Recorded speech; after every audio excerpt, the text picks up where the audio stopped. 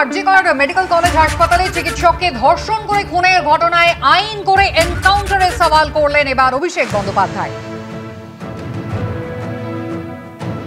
এখন আমাদের দেশের আইন এমন যে আমরা অনেকে চাইলেও কিছু করতে পারি না, আমাদের আইন হাত বেঁধে রেখেছে। এই সমস্ত ঘটনা যারা ঘটায় তাদের সমাজে থাকার অধিকার নেই। যাদের সরকার রয়েছে তারা অর্ডিন্যান্স করে ইডি ডাইরেক্টরের মেয়াদ বাড়াতে পারে, তা অর্ডিন্যান্স করে এই বিল আনতে অর্ডিন্যান্স করে একজন ধর্ষক বা একজন খুনির যাতে 7 দিনে বিচার হয় এই অধ্যাদেশ আনতে পারে না কেন? নির্ভয়া হয়েছিল 2012 সালে দিল্লিতে, আপনি বলুন তো।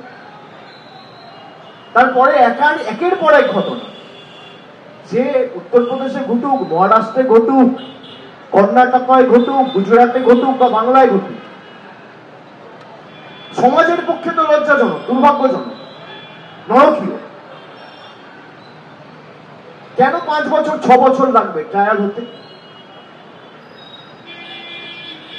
আজকে যে ঘটনাটা ঘটালো, আপনারা মনে করেন তার সমাজে বেঁচে থাকার অধিকার রয়েছে? আমি মনে করি আইনসভায় এমন কঠোর আইন আনা দরকার যেখানে 7 দিনের মধ্যে এই খুনি এবং ধর্ষকদের একদম এনকাউন্টার করে মারা উচিত। তৃণমূল কংগ্রেস বলছে এনকাউন্টারের কথা, যারা সারা দেশে কোনো এনকাউন্টারের ঘটনা ঘটলে তার বিরোধিতা করে, পশ্চিমবঙ্গে দাঁড়িয়ে ক্যাপিটাল পানিশমেন্টের বিরোধিতা করে। আসল কারণ কি? এই ভয়াবহ, বিভৎস, মর্মান্তিক, হৃদয় বিদারক ঘটনা এবং চূড়ান্ত আইন শৃঙ্খলার অবনতি, গোটা সমাজে দুষ্কৃতীদের দাপাদাপি এবং চরম নৈরাজ্যের বিরুদ্ধে আজকে যখন সারা রাজ্য জুড়ে পশ্চিমবঙ্গের মানুষ ক্ষোভে ফেটে পড়েছে, সেই ক্ষোভকে প্রশমিত করবার জন্য একটা দুর্বল চিত্রনাট্য তৈরি করবার চেষ্টা করেছে। এই সমস্ত ঘটনার জন্য দায়ী হচ্ছে তৃণমূল কংগ্রেস।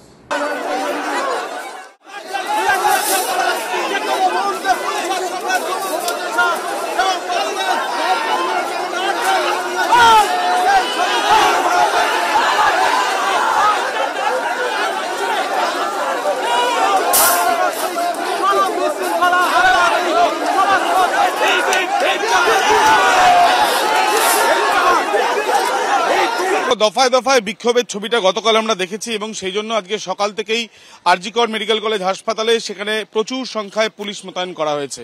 যে নৃশংসভাবে ধর্ষণ করে খুন করা হয়েছে এই যে ঘটনা, সেই ঘটনায় সারা রাজ্য তোলপাড় হয়েছে এবং এরপর পুলিশি তদন্তে ইতিমধ্যে যে সিভিক ভলেন্টিয়ার সঞ্জয়কে গ্রেপ্তার করা হয়েছে, সেখান থেকে তারপর থেকেও আমরা দেখেছি যে বিভিন্ন বিক্ষোভ, বিভিন্ন দাবিতে সরব হয়েছেন চিকিৎসক মহলও।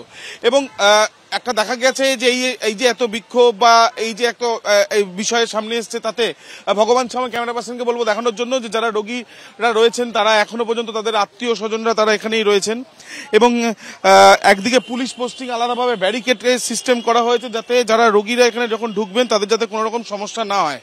এবং এখানে যারা রয়েছেন তাদের সঙ্গে একবার আমরা কথা বলবো। ইতিমধ্যে যারা রয়েছেন এখানে, দিদি আপনারা অপেক্ষা করছেন? হ্যাঁ, আমরা অনেকক্ষণ ধরেই অপেক্ষা করছি।